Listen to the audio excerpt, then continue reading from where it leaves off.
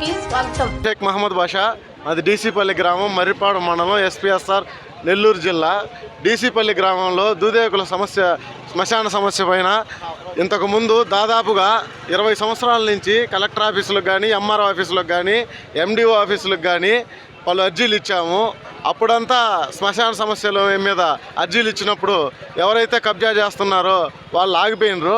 ఇప్పుడు మళ్ళా కొత్తగా శ్మశానాన్ని ఆక్రమించాలని చెప్పి గ్రామంలో ఉండే, డీసీపల్లి గ్రామంలో ఉండే కొంతమంది పెద్దలు ప్రయత్నిస్తున్నారు. ఆ విషయం మీద ఈరోజు కలెక్టర్ ఆఫీస్లోకి వచ్చి అర్జీ ఇవ్వటం జరిగింది.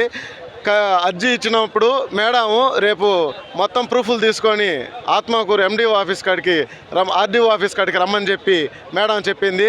దయచేసి ఈ శ్మశానాన్ని కబ్జాదారుల చేతుల్లోకి పోనీకుండా కాపాడమని చెప్పి మీడియా మిత్రులు కోరుతున్నాను.